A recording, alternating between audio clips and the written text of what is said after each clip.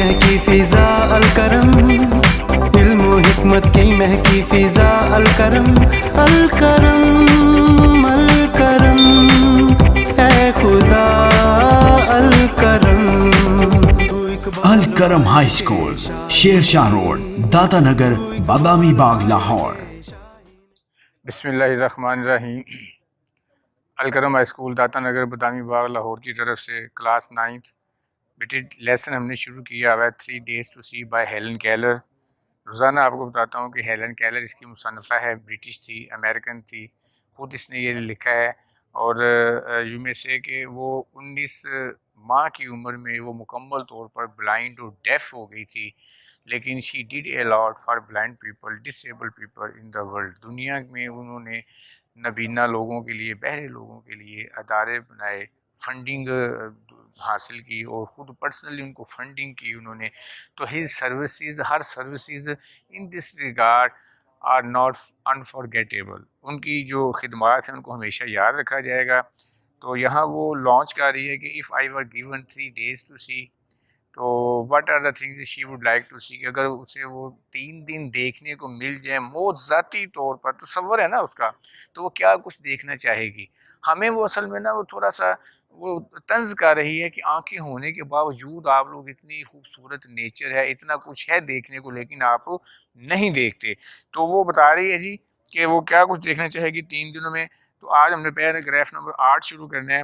I shall have no time, मेरे पास इतना वक्त नहीं होगा टू वेस्ट कि मैं उसको ज़ाया कर दूँ, इन रिग्रेट, अफसोस करके, पछताते हुए, फॉर लॉन्जिंग आरजू, हसरत के पछतावे पर, अपनी हसरों पर पछताने के लिए मेरे पास इतना वक्त नहीं होगा, अपनी हसरतों पर पछताने के लिए मेरे पास इतना वक्त नहीं होगा। There is so much to see, अभी बड़ा कुछ देखने को है। The first day I devoted to my friends, पहले दिन मैं अपने दोस्तों के लिए वक्फ किया। एनिमेट एंड इन एनिमेट, जानदार हो बेजान, वो किताबों को भी अपना दोस्त कह रही है। जब मैंने बताया ना कि डिटेल में लेसन जो था पहले सिलेबस में था, ग्रेजुएशन के सिलेबस में, और 32-36 पेज का ये लेसन था। तो उसमें बताते हैं कि जो ब्रेल बुक्स थी मेरी, जहाँ पे उंगली रख के ऐसे महसूस करके मैं पढ़ा करती थी, मैं उसको भी देखना चाहूँगी। मैं इवन अपने डो के गले में जो पटा है उस पर हाथ फेर के देखना चाहूँगी कि वो कैसा लगता है। पहले महसूस करती थी हाथ फेर के, अब मैं उसको अपनी आंखों से देखूंगी कि वो कैसा दिखाई देता है। बहरहाल वो उसके ना एनिमेट, इन एनिमेट फ्रेंड्स थे। फूलों को वो इन एनिमेट फ्रेंड्स कह रही है, दरख्तों को वो इन एनिमेट फ्रेंड कह रही है। अच्छा, एनिमेट जानदार एंड इन एनिमेट और बेजान दोस्तों को देखने के लिए मैंने पहला दिन वक्फ कर दिया। द सेकंड रिवील्ड, दूसरे दिन ज़ाहिर हुई, आश्कार हुई, टू मी, मुझ पर, the history of man and nature, इंसान और कुदरत की तारीख थी वो मुझ पर आश्कार हुई, ज़ाहिर हो गई। टुडे, आज तीसरा दिन तो है। आई शैल स्पेंड, मैं बसर करूँगी, in the work day, world of the present, जदीद दुनिया में, मौजूदा दुनिया में, लोगों के काम काज में मैं देखूंगी कि वो कैसे काम काज करते हैं। Amid the hearts of man, लोगों के हजूम में दरमियान, लोगों के हजूम के दरमियान मैं वो ये दिन गुजारूंगी। Going about the business of life, कैसे वो लोग कारोबार करते हैं, ज़िंदगी के कारोबार में वो कैसे मसरूफ़ हैं। And where can one find so much activities, कोई शख्स इतनी ज़्यादा सरगर्मियाँ एंड कंडीशन और सूरत हाल कैसे वो कहाँ कैसे देख सकता है। एज इन न्यूयॉर्क, न्यूयॉर्क के अलावा। So the city becomes my destination, लिहाजा न्यूयॉर्क सिटी मेरी मंजिल बन जाता है कि अब मैं न्यूयॉर्क जाऊंगी, वहाँ पे लोगों को देखूंगी कैसे वो डीलिंग करते हैं, कैसे वो कारोबार करते हैं, किस किस्म की अशिया ख़रीदते हैं, उनका लहजा क्या क्या होता है, किस अंदाज में वो बोलते हैं, गाड़ियाँ चलती हुई कैसे नजर आती हैं, सड़क कैसे क्रॉस करते हैं, ये वो सारा कुछ देखेगी। अच्छा, now and then, passage number 9 है जी। नाउ एंड देन, गाहे बगाहे, I have tested my seeing friends, अपने देखने वाले दोस्तों को मैंने आजमाया है। सीइंग देखने वाले आंखों वाले, जो बीना दोस्त, ना बीना तो हो गया ना बीना जिनको नज़र नहीं आता, अंधे होते हैं, जो बीना जो देखने वाले हैं। मैंने कई बार अपने बीना दोस्तों को आजमाया है, देखने वाले दोस्तों को मैंने आजमाया है, टू डिस्कवर, ये पता करने के लिए, व्हाट दे सी, कि वो क्या कुछ देखते हैं। रिसेंटली, अभी हाल ही में, I was visited by a very good friend, मेरी एक बहुत अच्छी सहेली मेरी दोस्त मुझसे मिलने के लिए आई। Who had just return from a long walk in the woods, woods जंगल को कहते हैं, जो कि अभी अभी जंगल की सैर करके वापस आई थी। आई आस्क्ड हर, मैंने उससे पूछा, व्हाट शी हैड ऑब्जर्व्ड, कि उसने जंगल में क्या कुछ देखा, क्या कुछ मुशाहदा किया। नथिंग इन पर्टिकुलर, कोई ख़ास चीज़ नहीं। शी रिप्लाइड, उसने जवाब दिया, I might have been incredulous, शायद मुझे उसकी बात पर यकीन ना आता, शायद मैं उसकी बात पर यकीन ना करती। Had I not been accustomed to such responses, अगर मैं ऐसे जवाबात सुनने की आदी ना होती। हेलन केलर से जो भी कुछ मिलने के लिए आता था ना, उससे जरूर देख, भाई आप कहाँ से आए हो, जी फला जगह से, तो आपने क्या कुछ देखा रास्ते में, वो उससे पूछती थी। तो इसी बेस पे वो कह रही है that the seeing see little, देखने वाले बहुत कम देखते हैं। तो कहते मैं ऐसे जवाब की अगर आदी ना होती तो शायद मैं उसकी बात पर यकीन ना करती। फार लॉन्ग एगो, बड़ा अरसा पहले ही, आई बिकेम कन्विंस्ड, मैं यकीन कर चुकी थी, मैं कायल हो चुकी थी, that the seeing see little, के देखने वाले बहुत कम देखते हैं। लो जी, tomorrow I shall try my level best to finish this chapter 2 and that will be the end of this book. तो अब आगे बेटी बारी आ जाती है, हम टॉपिक शुरू किया हुआ है हमने उनका जनरल आगा मोहम्मद याहिया खां को, कल उसके बारे में देखा, और उनका LFO लीगल फ्रेमवर्क ऑर्डर, और एक दस्तूरी ढांचा जो उन्होंने दिया। दस्तूरी ढांचा देने के मकसद ये था कि 62 का जो कॉन्स्टिट्यूशन था ना, अब वो नो मोर देन अ सिफर, अब उसकी अहमियत नहीं थी, वो जस्ट लाइक एक पीस ऑफ पेपर था, एक छोटी सी किताब थी, इसके अलावा वो कुछ नहीं था। तो उस दस्तूरी ढांचे के अंदर रहते हुए उन्होंने क्या कुछ किया वो हम इसमें देखेंगे। कल देख रहे थे हम लोग कि सूबाई असम्बलियों के इंतखाबात, कौमी असम्बलियों के इंतखाबात करवाने के लिए उन्होंने तारीखों का भी ऐलान कर दिया था LFO के अंदर। तो लिहाजा इंतखाबात 1970 करवाए गए।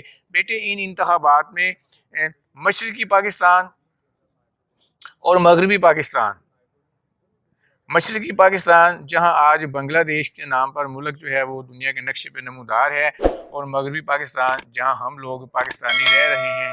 इज़ दैट क्लियर जी? तो मशरकी पाकिस्तान से अवामी लीग जो थी ना, ये मेन पार्टी थी, इसको लीड कर रहे थे शेख मुजीबुर रहमान, शेख मुजीबुर रहमान। और मगरबी पाकिस्तान से काफ़ी और भी सियासी पार्टीज थी, जमात इस्लामी थी, मुस्लिम लीग थी, पाकिस्तान पीपल्स पार्टी एक अवामी पार्टी बन चुकी थी। तो यहाँ पे पाकिस्तान पीपल्स पार्टी जो थी ना, ये मेन पार्टी के तौर पर मंजर यहाँ पे, उसको लीड कर रहे थे जिया भुट्टो, जुल्फ़कार अली भुट्टो, जेड भुट्टो या जी भुट्टो, वो उसको लीड कर रहे थे। लो जी, इंतखाबात के लिए तारीखों का ऐलान हो गया और इंतखाबात हो गए। तो इधर जब इंतखाबात के नताइज का ऐलान हुआ तो अवामी लीग ने बेटे 169 में से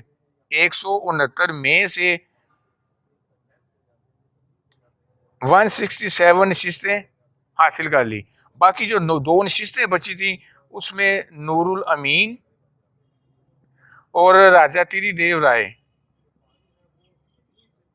ये कामयाब हुए थे।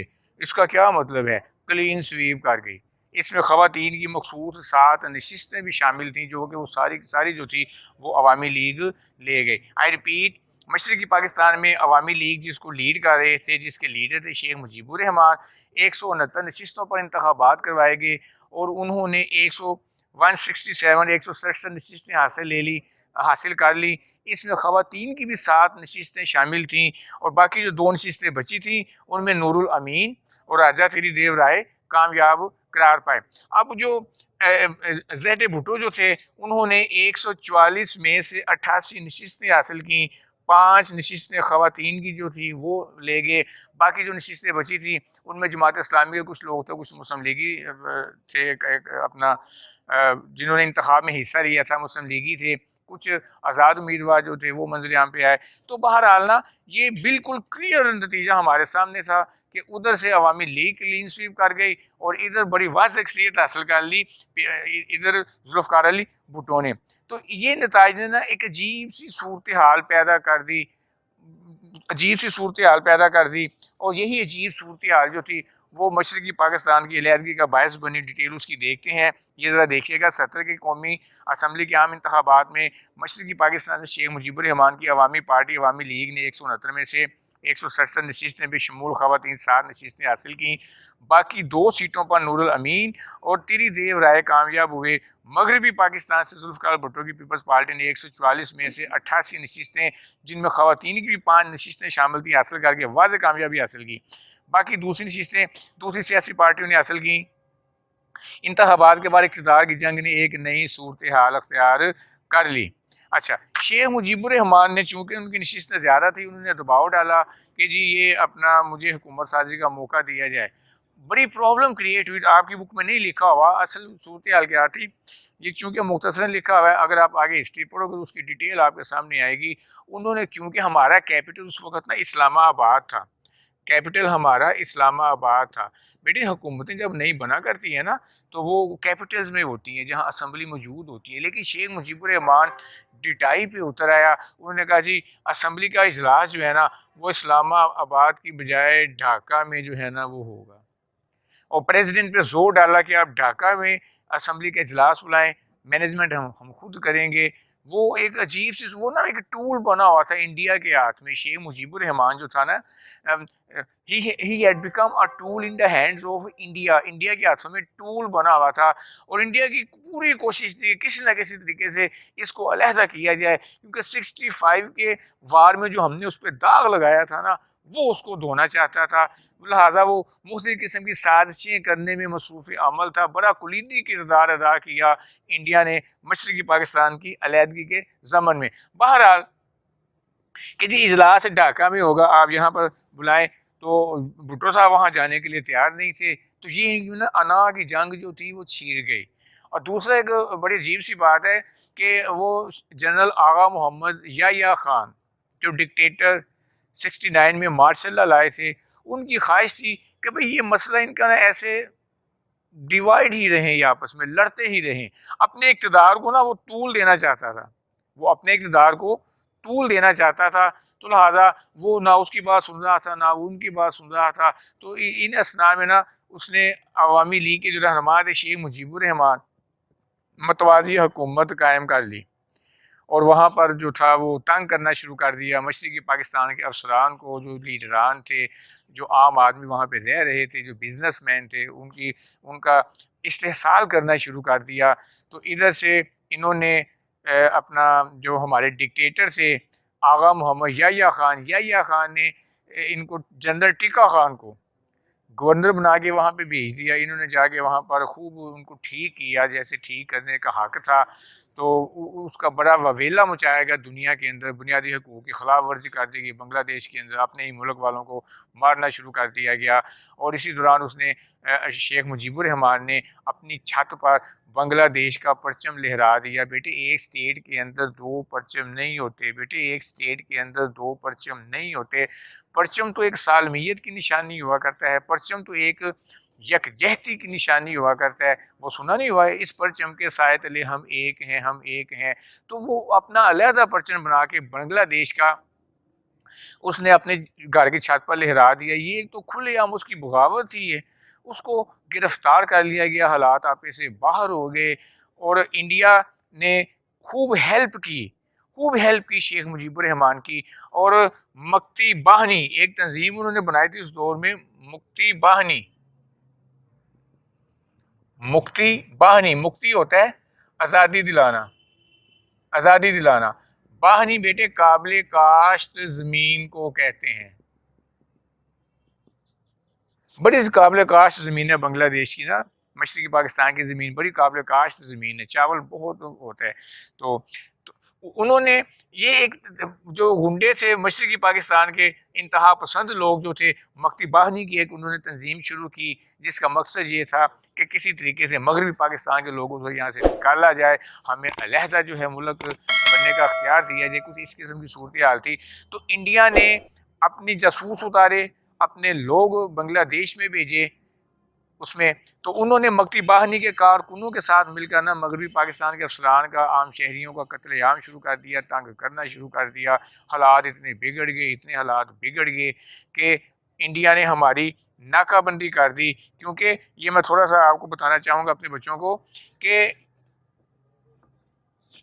एक बहुत बड़ी वजह जो थी ना, ये अगर लेट्स से कि मगरबी पाकिस्तान में दो सूबे थे ना, ये मगरबी पाकिस्तान है ना, तो मशरक़ी पाकिस्तान यहाँ पर था और ये जो दरमियान में एरिया था ना, ये हिंदुस्तान इंडिया का इलाका था, ये भारत हिंदुस्तान या इंडिया का एरिया था।